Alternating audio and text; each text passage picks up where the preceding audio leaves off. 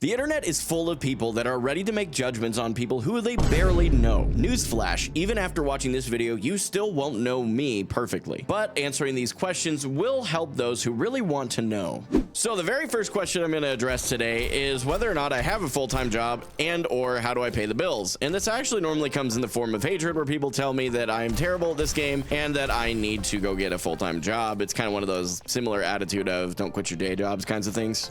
And I mean, case in point, I get it. But to answer your question, when I first started my Overwatch Champion Series journey, it was actually still when the Overwatch League was around, and I wanted very badly to be a full-time creator. So at the time, I had made a lot of sacrifices and decided to basically eliminate as many expenses as I could. And by doing that, it allowed me to be a full-time creator way earlier than probably most people get to. I was also living with my in-laws at the time, so things were just in a really good spot to do it. And then things went fairly poorly financially because I made some very poor financial decisions, and I ended up needing to go get a 9-to-5. I worked for a local bank for a little bit and found myself more irritable, deeply unfulfilled, and despite the fact that I had a lot more money than I did before, I was just miserable and I needed to make a change. So I went back to being a full-time creator very recently, and we're still living with my in-laws, but we're working on getting out of debt so that we can actually move out very comfortably. I think that we're at that point now. The creator community side of things has been phenomenal. I've got a truly wonderful community that has come in clutch in so many scenarios in my life, and I realized that if I just give them something that is worth watching and worth being a part of, I believe that the dollars will naturally follow. Question number 2, how much time do I actually spend with my family? And this one's really, again, one of those rephrased, hate-filled comments where someone said, quit doing this, spend more time with your family, just hang up the mouse on. It's really funny they say hang up the mouse because my mouse is wireless, so joke's on you.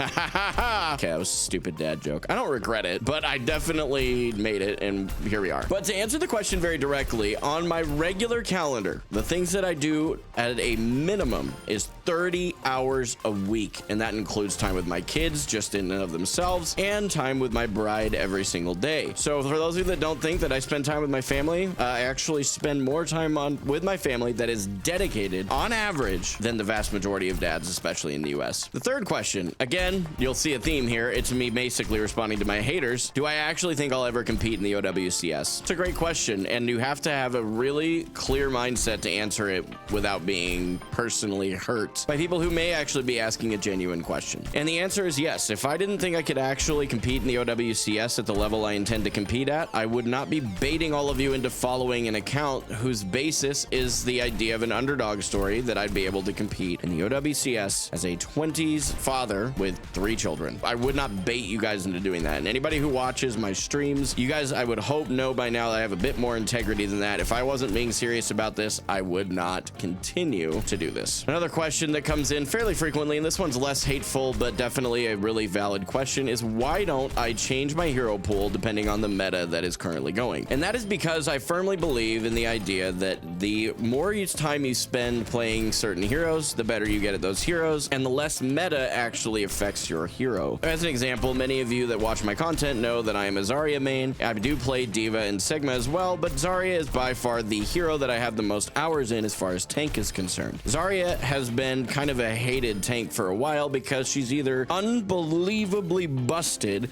or she's like terrible, and there seems to be no in between in a lot of people's minds. What's important to understand is once I get her fundamentals down as a hero, I will be able to play her in metas where she's not necessarily favored. Now, once you get to the OWCS, does that change? Of course it does. I'm not ignorant. There is a balancing act where you realize that yes, the OWCS, that matters, but I'm not there yet. I got a little ways to go. And once I have a hero like Zarya, Diva, or Sigma down to a science, that means I probably understand how to play tank well enough that picking up another hero because of the meta when I'm on a team for the OWCS will not be nearly as difficult as me trying to just change my hero pool all the time and never really allowing myself to understand what it is to be a tank player fully. All right, question number 5. How many hours do I have in competitive? Well, I couldn't remember them all off the top of my head, so for the sake of this video, I actually wrote them all down. As of me recording this video, I have 716 hours in competitive overall, and as you can tell, most of them are not in DPS. 374 of those hours are on support, 259 of those hours are on tank, and a total of 81 hours of those are on DPS. Again, as you probably knew.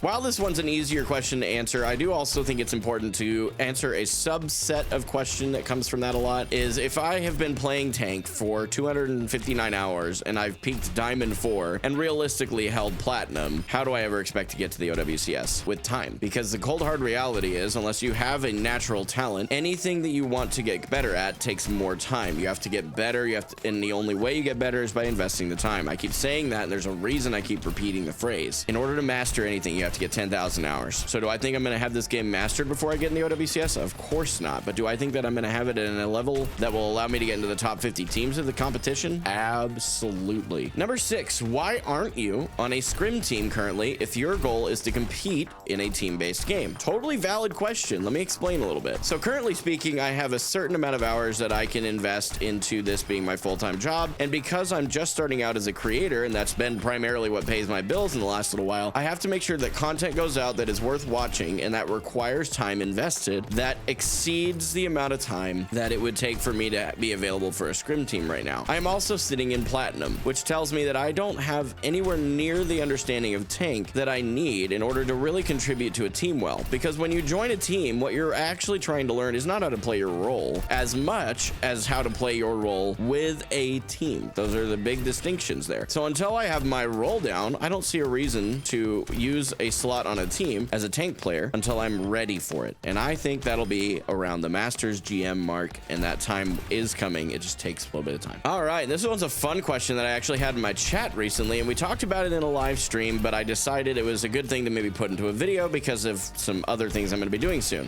What other kinds of things would I like to create content in? And I actually have a couple of ideas to start a few other channels, but the next one that I will be starting that isn't strictly Overwatch or even gaming related is a tech channel where I focus on trying to encourage people to be minimal with their purchases, because you can get a lot of value for spending way less money than the vast majority of people actually spend on their hobbies. And tech is definitely one of the areas we can sink the most money into very easily. So I will actually be creating a channel for that. I also intend to create a second Gaming for Hope channel, something like Gaming for Hope 2, more Gaming for Hope. And it'll be games that I just want to play, things that are more variety, less Overwatch, less FPS even, and more just what I felt like playing in that particular week. And I can just make a fun video out of it for you guys, because I think that there will be an audience that will just enjoy me making content at a certain point. And if I have other content that goes beyond Overwatch, it also allows me to relate to more people than I do currently. So I looked at as a very, very, very big win in my book. I did mention there were 4 total channels. I'm sure you realize Gaming for Hope itself is a channel in that list. I know, big surprise. Tech channel, the Gaming for Hope 2 channel,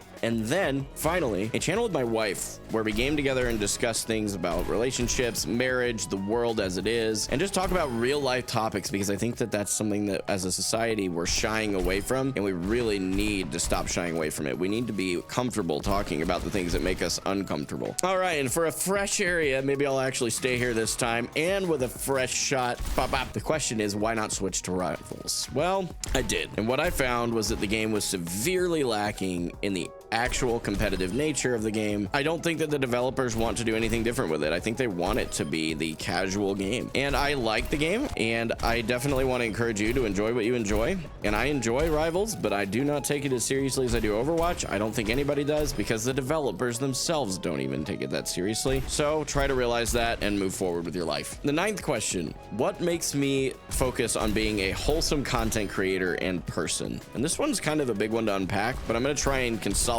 it into a couple of minutes. The core of it all is my faith in Christ, and I understand that not a lot of you are Christians. I'm sure, just statistically speaking, there's not all of you are. We can say that with absolute confidence. But my goal is to shed the light of Christ into the community. That's why I call myself Gaming for Hope. It's the hope of Christ. A lot of people ask that question as well. I don't get really preachy on my streams. I try to just live the Christian principles and hope that I have the opportunity to speak into people's lives and to eventually ask questions and answer questions for people who know me well enough to feel comfortable asking them. I don't claim to know all the answers, and that's for me the big thing, and that is why I focus on being a wholesome content creator. Now, that said, do I think that I'm perfect and I've never made mistakes? Goodness no. That's why I'm thankful for Christ. I really find a lot of passion in talking to people about faith and talking to people about their beliefs. Whatever the case may be, I'm very, very passionate about about that. And the final question is a very interesting one, and that's why I left it for last, is why don't I make some of the easier to make opinionated content like other creators do, like tier lists and, you know, patch note releases and stuff like that. I've stayed away from it, especially the opinionated stuff, because largely speaking, it's just a breeding ground for toxicity, and there's already enough of that on the internet that I don't feel the need to contribute. But as far as things like reading patch notes, if you need your patch notes to be read to you, there are channels for that, and that's okay. There's no shame in that. If that's what it makes it easier for you, that's awesome. But I try to avoid making opinionated based content because generally speaking, it really is just the breeding ground for